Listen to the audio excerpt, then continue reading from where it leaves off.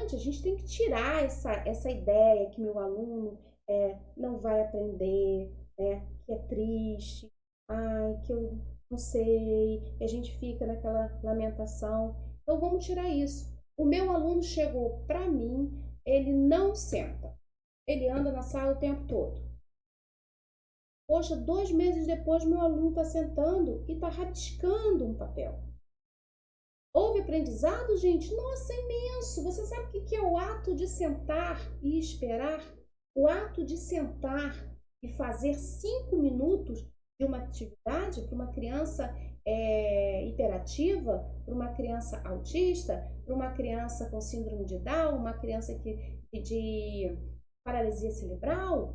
Gente, isso é um ganho imenso, né? Eu conto sempre, vou contar hoje de novo, uma experiência que eu tive e foi uma experiência assim muito marcante. Eu atendia um menino com síndrome de Down e muito pequenininho. Ele estava saindo do prezinho e, né, aquela fase de educação infantil para ensino fundamental, né?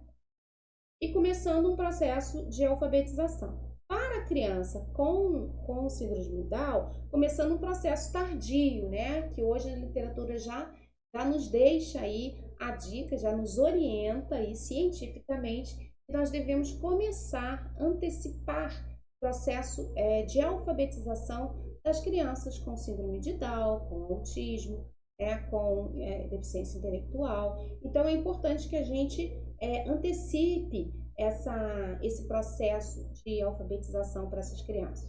Mas ele não tinha passado por essa antecipação. Estava iniciando o processo de alfabetização já no primeiro ano. E aí o que aconteceu? A queixa da professora é que ele não copiava do quadro. E isso trazia um pouco de desconforto, porque ela tinha que passar as coisas no quadro para as crianças e ele ficava sentado, ele não tinha uma mediadora. O açougue fazendo propaganda. Ah, não, enfim, gente.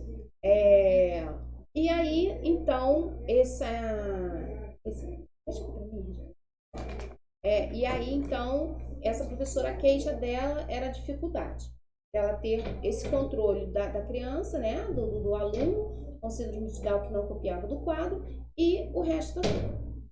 Bem, eu falei, então eu vou me propor a assistir algumas aulas junto com essa criança para ver que tipo de intervenção nós podemos fazer para que a gente ganhe, que a gente possa operacionalizar isso daí, superar essa ideia aí de não aprendizado dessa criança, ok? Então fui para a sala de aula.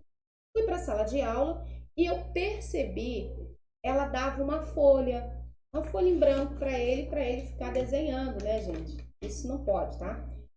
Para ele ficar desenhando. E ele desenhava. E aí, ela estava lá no quadro escrevendo as palavrinhas que ela estava ensinando. Eu vou fingir que, vou dar 5 palavras. Ela trabalhava 5 palavras. E aí, ela escrevia na ponta do quadro bola. E na outra ponta, ela escrevia bola, era uma palavra mais simples, né? Bola, bebê. Na outra, ela escrevia lá bica, bolo e mais outra lá com B lá, né? Mais 5 palavrinhas babebi bobô, né? Era silábico em cima. E ele ia desenhando. E aí ela me mostrou vários desenhos dessa criança ao longo dessa tentativa dela. E eu achava muito interessante que os desenhos dele eram muito métricos, muito organizados na folha. Então, eu fui nesse dia, eu fui assistir a aula e ela, o que você vai fazer com ele? Eu falei, nada, eu quero ver ele desenhando. Primeiro. Então, ela passava o desenho lá no quadro, fazia o registro no quadro, e na folhinha, gente, ele fazia esse tipo de registro aqui. Deixa eu ver se vocês vão ver. Ó, vou mostrar aqui pro YouTube primeiro, depois eu mostro para aqui pro Instagram. Ficava mais ou menos assim, ó, esses rabisquinhos aqui, bom? Então, ficava assim. Vamos lá ver se que demora um pouquinho. Ah, dá pra ver sim. Ficava, dá meio apagadinho, mas vai dar, tá? Ficava esse rabisquinho aqui. E aí, gente, eu falei, não, gente, ele tá copiando sim. Ele tá copiando.